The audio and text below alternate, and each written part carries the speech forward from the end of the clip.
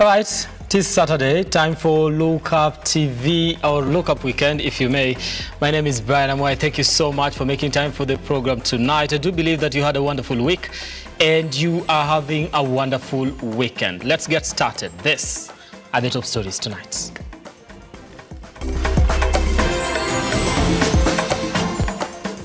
Tonight on Lookup Weekend.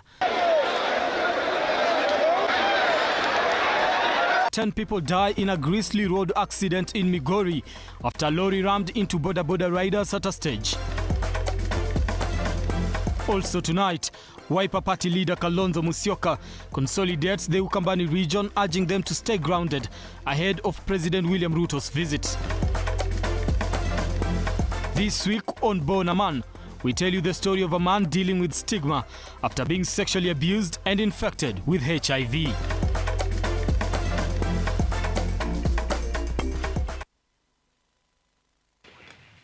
Our sign language interpreter is Felista Adundo. Now, at least 7 people have died and 3 others injured in Kakrao area, Migori County, after a driver in a truck lost control and rammed into motorbikes at a stage. Now, according to Migori County Commander Mark Wanjala, the search for a pregnant woman and a young man who were allegedly pushed into the river by the truck is ongoing. It is an accident that has left 7 people dead after a speeding truck lost control, ramming into vehicles parked along the Kakrao Road. Migori County Commander Mark Wanjala confirmed the news, adding that 3 more people are currently receiving treatment at Migori Referral Hospital. Kufika hapo mbele ya stage ya Guardian ama hapo East Coach ndio iliweza kugonga trailer ambayo ilikuwa na mchanga na hiyo ikaanguka. This is a lorry ambayo ni tipa, ilikuwa imebeba mchele. So hapo miili ya watu 7 imekimbizwa Migori Mortuary, na watu 3 walikuwa critical condition, walikimbizwa Migori Referral Hospital. People took advantage of the situation to loot rice that was being ferried by the lorry, an act that has been condemned by the authority. Wakati imeanguka ikiwa na mchele, wananchi wameanza kukimbia wakianza kuiba mchele. So ikawa officers wetu wana rescue wale majeruhi na huku watu wanang'ang'ana kuiba mchele, of which haikuwa tabia mzuri kwa wananchi. Huwezi kuwa unakimbilia kuiba mchele na huku watu wameumia. Eyewitness say the truck driver tried to avoid causing the accident to no avail. Gari lilikuwa lost control kutoka juu hadi kutoka Chamkombe hadi hapa. Hata huyu driver amejaribu kung'ang'ana kuepa, lakini watu walikuwa wamejaa kwa barabara. The residents now want Migori County government to ban car parking along the road so as to avoid such tragedies in future. Serikali ya Migori, tafadhali mtuangalie vile hizo magari ziko pembeni za barabara zinaanza kutolewa. Alafu na sisi wenye watu wa pikipiki kututafutie sehemu ambayo inafaa tusimame. Juzi tuliona kama gavana alijaribu kututolea hizo mavibanda. Kumbe ni kama alikuwa anajaribu, kama ni roho nilimwingilia kwa roho yake ili atuepuke kwa huyo mkosi ya barabara. The accident attracted the attention of leaders who sent messages of condolence to the families of the departed. The bodies of the deceased were taken to Migori County Mortuary as the 3 in critical condition were admitted at Migori Referral Hospital. Samedika, Lookuptv.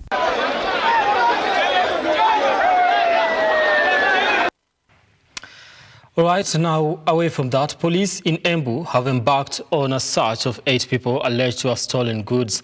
Now, the suspects are accused of breaking into a bar on Saturday morning before members of the public raised the alarm, forcing them to flee.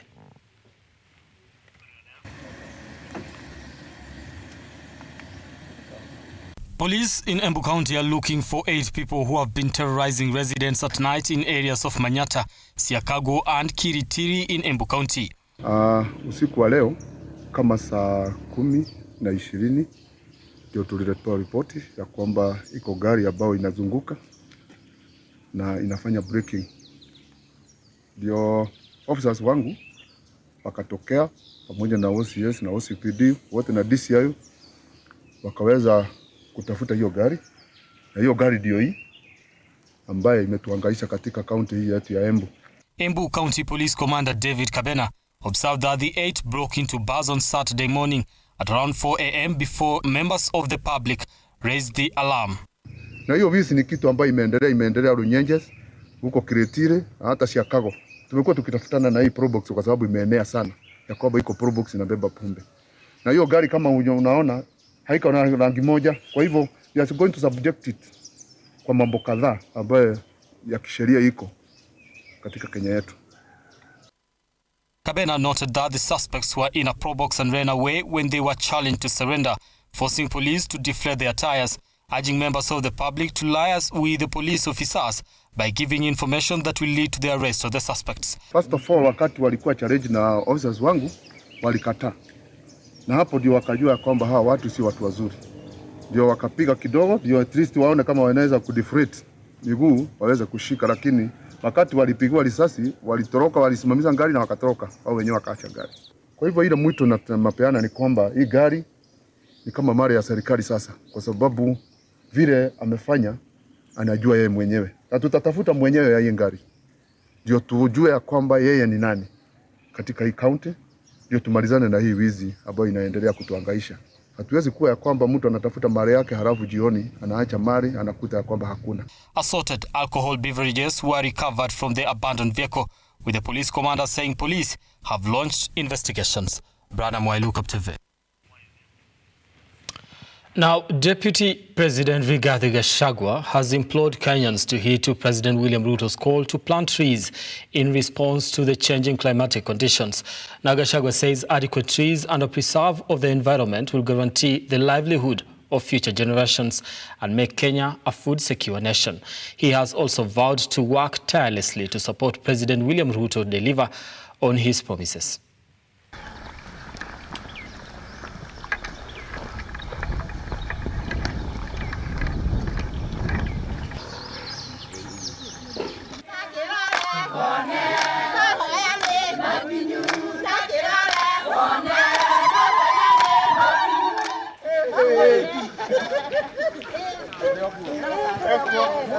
This is a good recollection for me, given that my parents, late mother Teresa Gachagua and Celebration Gachagua, spent years in this forest, fighting for the restoration of this country. This forest is a reminder that blessings with commitment, with resolve, human beings can achieve their freedom and whatever they desire. It therefore encourages me that the next liberation, the economic liberation of this country, God and the people of Kenya have given me the opportunity to assist President William Ruto in the next liberation, the economic liberation of this country. I woke up early this morning with my wife, again to walk through this forest, to appreciate God's creation and Mother Nature, and say that we are confident that with the ongoing rains, we will restore our climate, we will restore our livelihoods, people will grow more food, and will attain food security. Again, I want to thank the people of this area for preserving this forest. As you can see, this indigenous forest is intact. And I want to urge all other Kenyans to heed the call of President William Ruto to plant and grow 15 billion trees by the year 2032. It's the only way to mitigate the effects of climate change. The sound of the marsh waters and the greenery around is a testimony that God answers prayers. Those who do not believe, let them hear the sounds of the water, let them see the greenery of the forest, and it is a reminder that God still answers prayers and God is on the throne. To matters politics, ahead of President William Ruto's official visit to the Ukambani region, Wiper Party leader Kalonzo Musyoka has urged the region leaders to stay grounded in the opposition to fight for democratic space in the country, even as leaders allied to the Kenya Kwanza government dispel rumors that there is infighting in the camp on who should be at the forefront in organizing the visit. Our reporter Henry Tende looks at the politics that are at play in the work of a truce between the government and the opposition and files the following report. With the head of state expected in Ukambani for an official visit, supremacy politics will no doubt play out between region's leaders allied to Kenya Kwanza government and those under the command of Wiper leader Kalonzo Musyoka, with the meeting coming in the wake of a truce between the government and the opposition. Already, Kalonzo Musyoka during Azimio meeting in Athi River has moved to consolidate his support base ahead of the president's visit, urging his troop to remain firmly in opposition camp and fight for democratic space in the country. And we want to ask even those who were not quite sure. I gather Governor Wavinya is on the way coming. Let all of them come and we move together. This is a very strong gesture. Anybody who is not here is on the wrong side. For sure. Credible sources intimate there is an infighting in the Ukambani Kenya Kwanza team as leaders tussle over who should be at the forefront in organizing the visit. For now, we expect the president on 16th. Just ignore any other information you see around. If there is any update to that or any change, we are going to officially make that communication. On that day, we request all the churches to converge at the stadium at 8. We will do our worship there. Far from Ukambani and their supremacy battles, leaders in Kilifi have lauded the appointment of Amina Mnyazi in the 7-member team to lead the opposition's bipartisan dialogue in parliament. Hakika tuna furaha ya ajabu. Rabai, Kaloleni, Kilifi South, Ganze, Kilifi North na hata Malindi. Tumeona ni siku ambayo lazima kama kina mama na vijana tuweze kutoa sauti zetu za furaha. Raila ametusaidia sana. Yeye ndo ameleta devolution. Kama watoto wangu mudiona ama mudisikia, alingangania hivi. Yeye si mara kwanza hivi kungangania. Haki zote hizi tulizofanywa sisi mpaka walemavu ni Raila.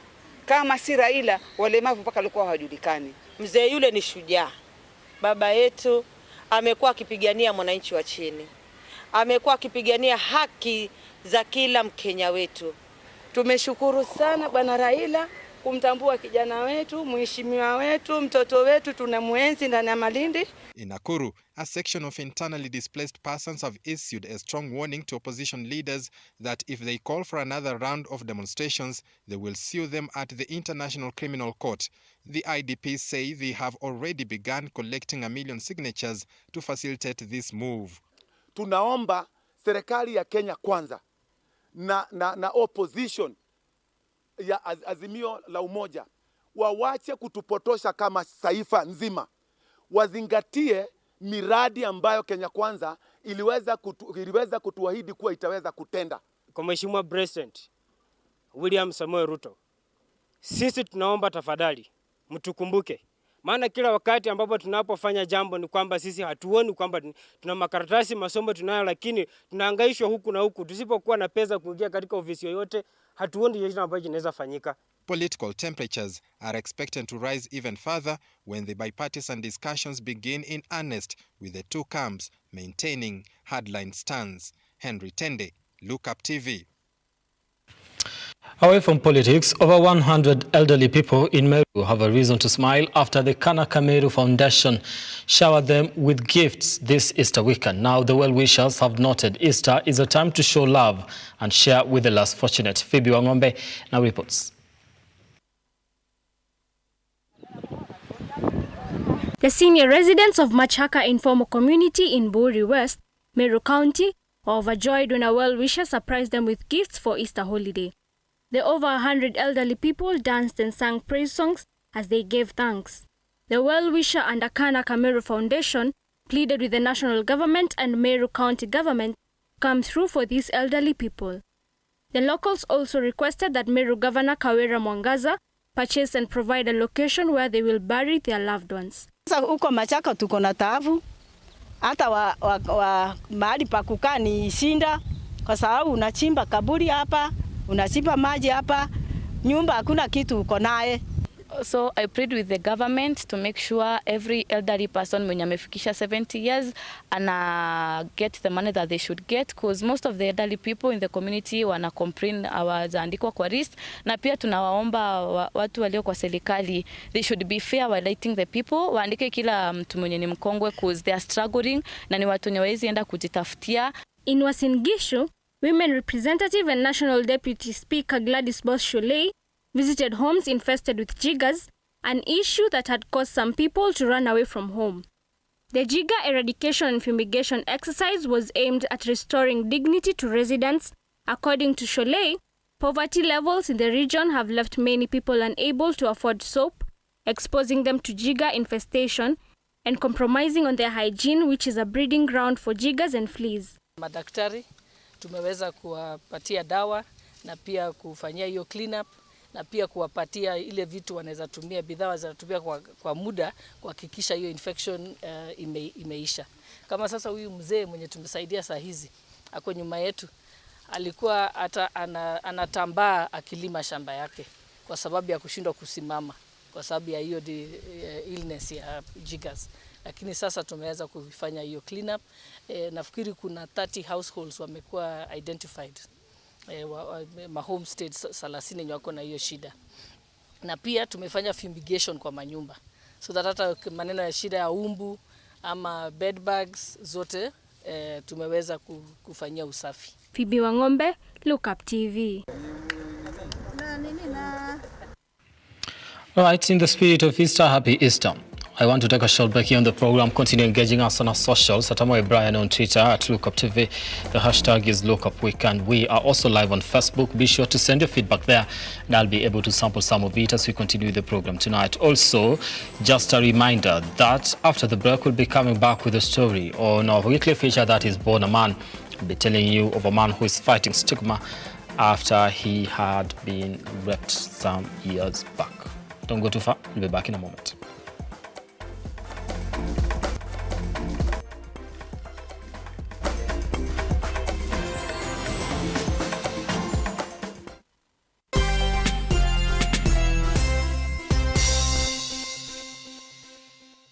Are you looking for a renowned institution of academic and professional excellence to kickstart your career? Then join KIPS Technical College, a top NEC, CASNEP, NITA, HRMPEB and KISIM Examination Center in Kenya, fully accredited by TVET Authority. We offer high-quality hands-on training in engineering, hospitality, tourism, journalism, ICT, business, accounting, hairdressing and beauty, health sciences, community development and foreign languages, and have placed over 26,000 graduates in employment since 1994. Admissions for April intake is ongoing. Call 0720813113 or visit any of our 6 campuses located within Nairobi. KIPS Technical College, your sure path to success. We as Novena United Circle are a society that is able to provide a platform for business startups by providing financial aid to members and creating a platform to accumulate their savings. We look for small business entrepreneurs who are starting a business venture and provide the best opportunity to expand our business niche and turn it into something big. For more information, call us on 0768 757 956 or WhatsApp us on 0734 832 430. Novena United Circle. Tuungane pamoja. Hey darling, are we still on for our coffee date? I'm waiting for you to come and pick me up. I should be able to pick you in a few.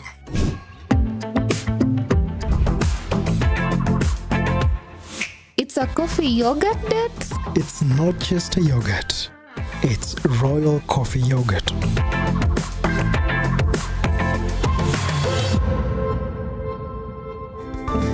Flow with the sweet taste of thick and smooth Royal Fresh coffee yogurt.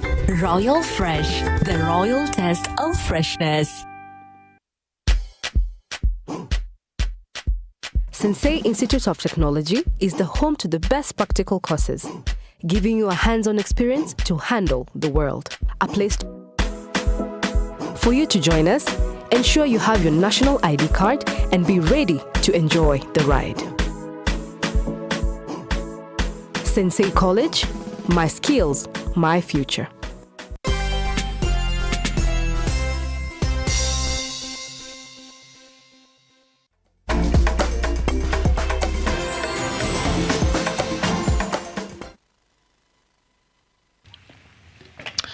Right, now welcome back to the program tonight. Residents of Kihara, Kiambu County have called out the management of Kihara Hospital Level 4 for negligence of the facility that serves thousands of ailing residents within the county and its environs. Gladys Masharia with more on this particular story and also from the counties. The management of Kihara Level 4 Hospital has come under fire over what residents claim is total negligence. The residents have decried the poor medical services offered at the facility, especially at night as the hospital does not have electric power. Wale wananipiga vita kwa biashara. Kufika hapa, nimekuta huduma ziko chini sana. Nimepembeleza tu kwa kasha, nimepembeleza daktari ili at least nipate matibabu. Sasa nimepata tu huduma, nimehudumiwa tu first aid. Hata dawa nimenunua nje ndio nitibiwe ile ya painkiller. Hospitali imeachiliwa, hakuna chakula, madaktari wanalalamika. Kwa hivyo huduma hawezi toa huduma mzuri kwa patient ikiwa wameachiliwa. Maji pia. Bilangu kama mkazi wa area hii, nataka hospitali watu kumbuke, wahudumie, wape madaktari haki yao, ndiposa sisi nasi tupate haki, tuhudumiwe vyema. Elsewhere, religious and political leaders from West Pokot and Elgeyo Marakwet counties have asked the government to protect the residents from bandit attacks. The Lenand leaders condemned the recent attack which left 5 dead. We have testified na kusema ati Mbokot ndio aoe lazima aende aende kuiba ng'ombe. Ati Marakwet ndio aoe lazima aende kuiba. Mimi ningependa kusema another lasting solution ni kulegislate na kuclassify banditry as other criminal. In other news, a border operator was seriously injured after he was hit by a saloon car at Amboseli Road Junction in Lavington, Nairobi. According to eyewitnesses, the boda rider was speeding and did not see oncoming traffic. Passengers in the vehicle also got minor injuries. Hii gari ilitoka side ya huku na huyu alikuwa anatoka huku na hii matatu. Hii gari haikushika brake. Ilipita tu na hawa na pikipiki na gari. Na huyu ndio akapata accident hapa chini. Sasa nani alifaa kusimama? Mwenye alifaa kusimama ni mwenye ametoka side ya huku wa chini. Ndio ilifaa asimame. Gladys Masharia, Lookuptv.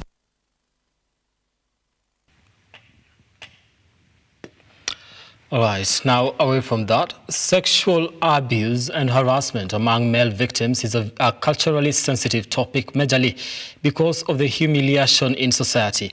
And in line with that, this week on Born a Man, Cecilia Lubanga takes us through the journey of a man who shares his sexual harassment story with the hope that it will help end stigma surrounding sexual abuse among men. His only fault: wrong place, wrong time. This is not something that he wished on himself, not something that even one could wish on the worst enemy.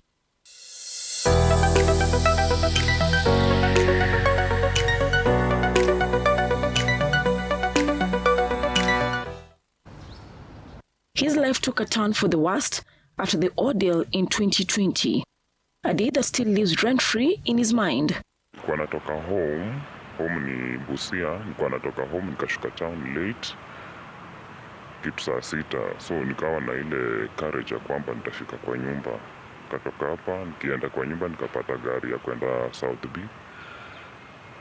Huwa tunashuka Mata ndio tuingie, lakini kama ni late gari inafaa ipite iende shopping center ndio itutropisha penye unashuka kitoko then unaingia.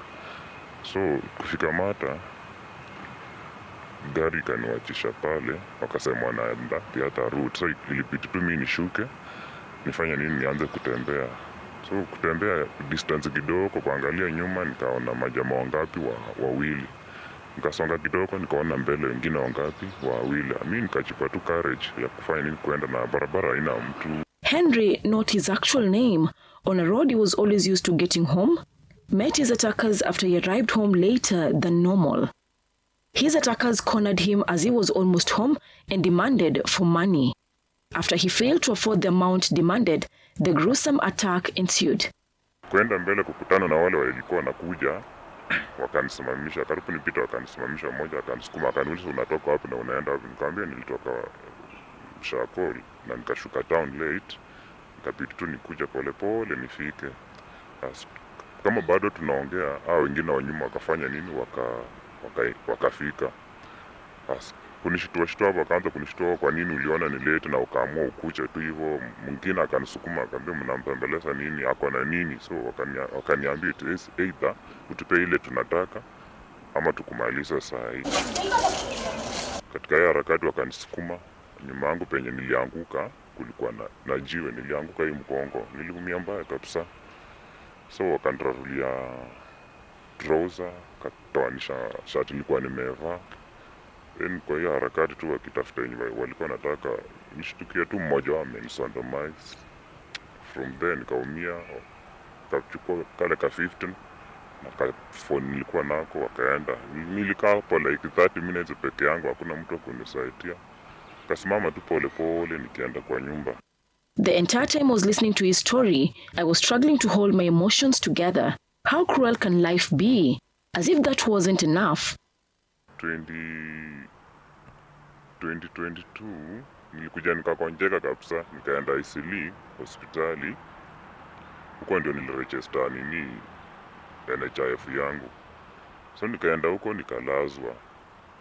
Wakanishughulikia, wakipima wanapata tu plus positive mingi kwa mwili. Nikauliza daktari shida ni nini, akaniambia ni Amwai ndio inanisumbua. Okay, wakashughulika, nikamwambia supima na NHIF. Akaniuliza kwani unatembeanga, nikamwambia no, sitembeangi, but kuna kitu ilinihapenia na ninaweza pata through that. He sustained painful back complications. Life, however, did not stop serving him lemons. Later, he learned that he had been infected with HIV, a state that has driven him to bankruptcy as he raced to manage underlying health issues. Sikuogopa kuambia wewe. Nilimwelezea kwanza, nilimuuliza umeenda kupimwa? Akaniambia hapana. Nikamwambia enda upimwe, uko sawa? Akaniuliza kwa nini unaniambia wewe? Sasa hapo ndio nilifunguka, nikamwelezea kila kitu. Ile siku niliingia kwa nyumba nikikaa hivyo, kiniuliza nikikwambia ni vijana wamefanya hivi. Nikamwelezea hivyo, nikafunguka. Yeye vile alisikia hivyo, alifunganya virako zake, akafanya nini? Akaenda. Now a single parent, there's no space for a breather as life throws punches one after another amid his struggle to fend for the family. Mkongeshe tu akanifungulia. Nikamwambia nimesumbuliwa na vijana hapa kwa barabara, tu wameendarulia nini manguo, but sikumwelezea mambo na vile walinisondomize. Nilinyamaza tu juu wanaume inakuanga ngumu sana saa zingine kujielezea. Kama umepitia jambo fulani, huwa tunakufa tuna kitu ndani ya moyo. He has since sought solace in his newly found safe haven, the church. This is after a series of countless counseling sessions under the Wangukanja Foundation. Such as Kariobangi Social Justice Center, a human rights-led organization that has gone an extra mile to remove a majority of men from the silent statistics. What we have done as a center, first of all, we have done creating awareness in terms of through community dialogue, through the baraza within the community. For example, in Kariobangi, every community dialogue we normally participate. We also do a partnership with other organizations, for example, Wangukanja, where we have done several training. Also to the police officers who are manning gender desk officer within the police. Also as a Kariobangi Social Justice Center, we have 2 gender desk officers who normally run on cases of gender-based violence. And then apart from that, we have done a bit of online campaign advocacy in terms of stigmatization, because most of the men, even here in Kariobangi, you'll find most of the cases are not being reported due to the stigmatization, due to maybe cultural norms which has been normalized within the communities. This has, however, been hindered by a myriad of challenges, including inadequate financial support for such centers, a picture that needs no explanation going by the pigsty state of the center. So a space has been a challenge also in terms of the documentation. We need some equipment that need to be, for example, the stationaries, which we normally lack. So sometimes you'll find us going to do maybe photocopy through the cyber printing some of the cases, which is against, you'll find is putting us at risk, as even also the survivor and also the person doing the documentary or doing a follow-up of the case. And then the second is about the finances, because most of our center members they are youths who have completed maybe high school, some have completed university. So you'll find that because they have passion within the community, so it's been a challenge even following up these cases. If, for example, you'll go and then you're being told you need a P3 form, which you have to go and then to be filled at Nairobi area, which has been a challenge to some of our members. So I think those are some of the area, and also the as a center, we also have the challenge because there's also political interference within the community because we have been doing several accountability in terms of even the administration, even the political class. So sometimes they normally, you see the vertical, I can say vertical violence within among the youths because of our own, because of the nature and the cases we have been handling. It is mingi sana government inaona ladies na wasichana. Msichana akirepiwa haraka haraka wana take chance. Hata ukipata hapa Kenya organization mingi sana ukifuatilia ni za watoto wasichana. Stani hata kama kuna vijana, sponsorship mingi ni za watoto wasichana. Kama pale penye nakaa kuna organization karibu 6 na zote zina deal tu na watoto wasichana. Na imagine ni Islam. So unapata wanafanyia mentorship mtoto msichana, na mtoto msichana si atakuja akro aoleke, ataoleka kwa nani? Kwa ile kijana ambaye hafanyiwi mentorship. He pulls through life, his children being the only reason to keep him going. He, however, still keeps them in the dark, hoping to gather courage to finally open them to a world that weighs heavily on his shoulder. Maybe only then shall he truly rest. Cecilia Lubanga, Lookup TV.